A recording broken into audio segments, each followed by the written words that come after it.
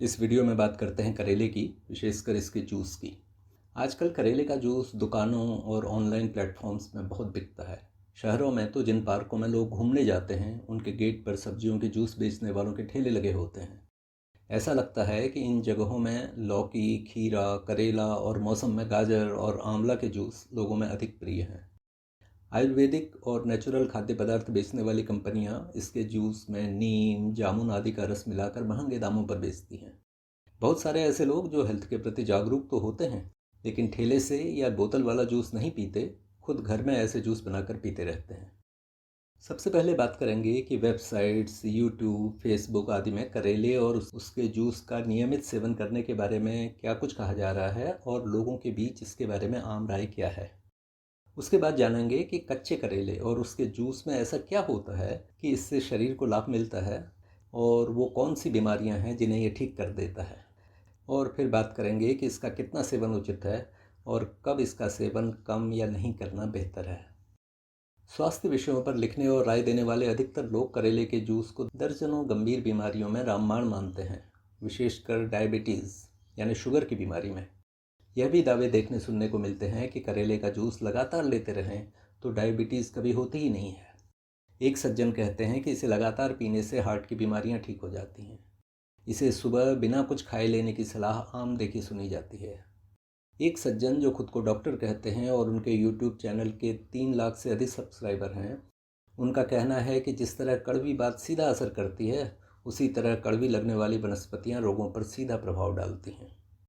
आयुर्वेद का चैनल चलाने वाले एक आचार्य जी का कहना है कि सुबह करेले का जूस लगातार पीने से पूरा शरीर नया बन जाता है, क्योंकि ये अंदर बनने वाले गंदे पदार्थों को नष्ट कर देता है। आज की भाषा में कहें तो ये शरीर को डिटॉक्स करने का काम करता है।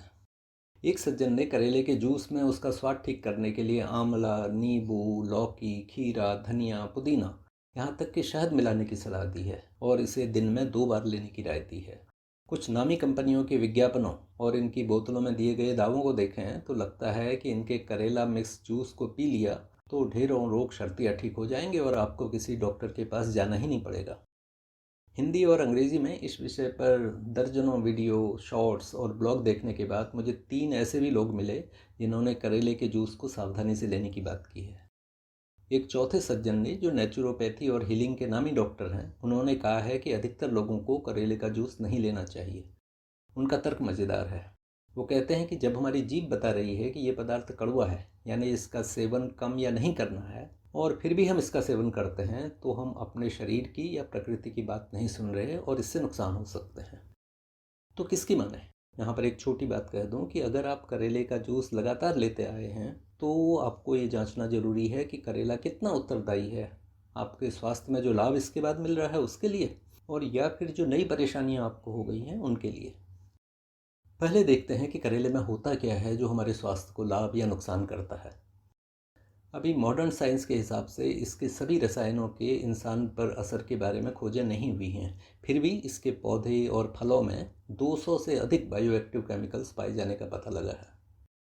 ऐसा लगता है कि इनमें से कई ऐसे हैं जो बीमारियों को ठीक कर सकते हैं, और कुछ ऐसे भी कि जिनका थोड़ा सा भी अधिक इस्तेमाल अंगों को नुकसान कर देता है। ये जो करेले का कड़वापन होता है वो 9 केमिकल्स की वजह से होता है। इनमें से कुछ उस तरह के होते हैं जो खीरे में कड़वापन पैदा करते हैं, लेकिन इनसे कोई लाभ होता हो ऐसा नहीं पता लगा है। ये एक तरह के जहर होते हैं, क्योंकि करेले का पौधा इनको अपने परजीवियों और बीमारियों के कीटाणुओं से बचने के लिए पैदा करता है। इसलिए साइंटिस्ट इस बात पर खोज कर रहे हैं कि क्या इनमें से कुछ का उपयोग ट्यूमर और कैंसर की कोशिकाओं को मारने के लिए किया जा सकता है। मोटे तौर पर लगता है कि ये कड़वे रसायन अगर अधिक मात्रा में लिए जाएं तो अच्छी कोशिकाओं को भी और इस तरह हमारे अंगों को भी नुकसान कर सकते हैं। इसका हरा रंग आता है क्लोरोफिल से, जो खुद में शरीर के लिए लाभकारी पाया गया है। अन्य सब्जियों, खासकर हरी सब्जियों की तरह, इसमें कुछ विटामिन भी होते हैं, जिनमें विटामिन सी प्रमुख होता है। करेले में फाइबर भी काफ़ी मात्रा में होता है, जो इसके जूस में करेले की सब्जी की तुलना में कम हो जाता है। अन्य सब्जियों की तरह करेले में भरपूर मात्रा में एंटीऑक्सीडेंट्स होते हैं।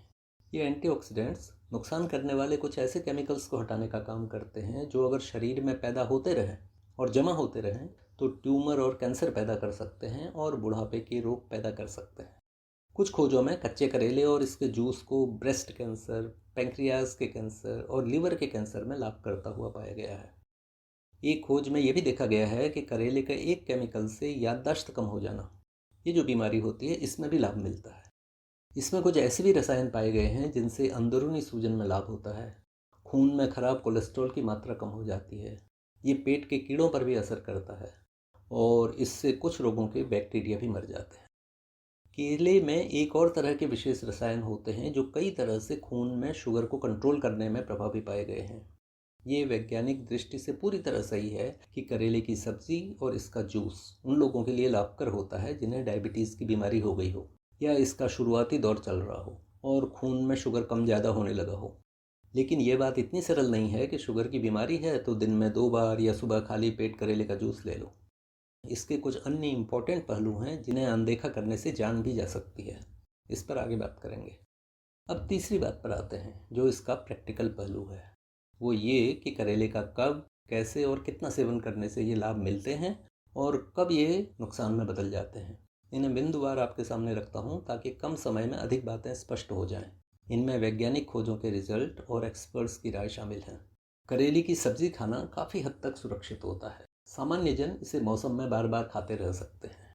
अधिकतर लोगों को करेले के जूस से थोड़े या ज़्यादा साइड इफ़ेक्ट हो जाते हैं जिनमें पेट की गड़बड़, कमजोरी होना और ब्लड शुगर कम हो जाना ये शामिल है। साथ ही इससे जो दूरगामी नुकसान हो सकते हैं वो अलग हैं। इसलिए करेले का जूस रोज़ खाली पेट और अधिक मात्रा में लेने की जिद ना करें। कभी कभी हम झूठे दावों से इतने प्रभावित हो जाते हैं कि हमें कुछ नुकसान होते रहते हैं और हम मान बैठते हैं कि ये किसी और कारण से हुए होंगे। ये जो इस तरह की बातें की जाती हैं कि मेरी माँ के घुटने बैठ गए थे, उन्होंने 1 महीने तक करेले का जूस पिया तो अब वो सीढ़ियाँ चढ़ने लगी हैं, ये प्रायः झूठ होता है। कभी कभी ऐसी बात सच भी होती है परंतु वो एक व्यक्ति का अनुभव होता है और ये चमत्कार से लगने वाले फ़ायदों के पीछे कोई अन्य कारण भी हो सकते हैं। इसे कितनी मात्रा में लेनी चाहिए, इस पर जो जेन्युइन सही एक्सपर्ट्स हैं उनकी राय है कि थोड़ी मात्रा में करेले का जूस लेने से शरीर को कुछ लाभ मिल जाते हैं। इसलिए करीब एक मध्यम साइज के करेले का जूस जो करीब 20 मिलीलीटर या 4-5 छोटी चम्मच के बराबर होता है, इतना लेते रहा जाए तो ये लाभ मिलेंगे लेकिन नुकसान नहीं होंगे। लेकिन अगर आपको इतने से भी साइड इफ़ेक्ट हो जाते हैं तो इसकी मात्रा और कम कर दें। इसे रोज़ ना लें या इसके बदले कोई अन्य लाभकारी पदार्थ लें जो आपको सूट करता हो। हाँ, अगर किसी डॉक्टर या एक्सपर्ट ने इसे अधिक मात्रा में या लगातार लेने को कहा हो और वो आपके स्वास्थ्य की निगरानी कर रहा हो तो बात अलग है। आयुर्वेद के जानकार बताते हैं कि आयुर्वेद में करेले के फलों के साथ साथ बीजों, पत्तियों और जड़ों को भी कई बीमारियों में लाभकारी बताया गया है। इसे विशेषकर खून साफ करने वाला और त्रिदोषों को ठीक करने वाला बताया गया है। लेकिन ऐसा लगता है कि आयुर्वेद में भी इसे लगातार लेने की बात नहीं कही गई है। करेले के जूस में लौकी या खीरे का जूस मिलाकर बेचने वालों से सावधान रहें। कभी कभी लौकी कड़वी होती है और ऐसी लौकी बहुत नुकसान करती है। खीरे का कड़वापन भी नुकसान करता है। जब इन जूसों को मिला दिया जाता है तो लौकी या खीरे का कड़वापन करेले की वजह से पता ही नहीं लगता। ऐसा जूस पीने से हर साल सैकड़ों लोग बीमार हो जाते हैं और उन्हें अस्पताल में भर्ती होना पड़ता है। ये भी पाया गया है कि कुछ अन्य पेय जैसे कि दूध और दही करेले के जूस के साथ मेल नहीं खाते।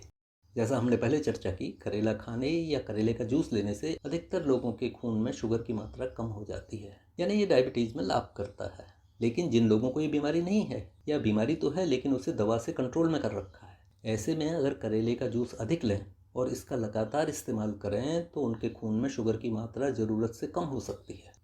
इस कारण से भी सुबह खाली पेट करेले का जूस लेना और साथ में सैर करना, इससे खून में शक्कर ज़रूरत से कम हो जाने का खतरा बढ़ जाता है। इसे हाइपोग्लाइसीमिया कहते हैं और ये भी एक तरह की गंभीर बीमारी होती है। निष्कर्ष ये निकला कि करेले के जूस का अधिक सेवन न करें। इसे खाली पेट तभी लें जब ऐसा करने से आपको कोई साइड इफ़ेक्ट नहीं होते, और अगर पहले से डायबिटीज़ की दवा ले रहे हों तो डॉक्टर की सलाह से ही करेले का जूस लें। शुगर का टेस्ट कराते रहें और उस हिसाब से दवा कम करें। हालांकि करेला कैंसर में लाभकारी है लेकिन इसे मेन इलाज का विकल्प न मानें। अगर बीमारी है तो साथ में करेले का जूस लेते रह सकते हैं लेकिन डॉक्टर को इसके बारे में बता दें और इसे उतना ही लें जितना पच जाए और अन्य तरह की तकलीफ़ें न पैदा करे। अब इस चर्चा को विराम देने की इजाज़त दीजिए। करेले का सही मात्रा में और सही तरह सेवन करिए ताकि इससे लाभ तो हों लेकिन नुकसान न हो। नमस्कार।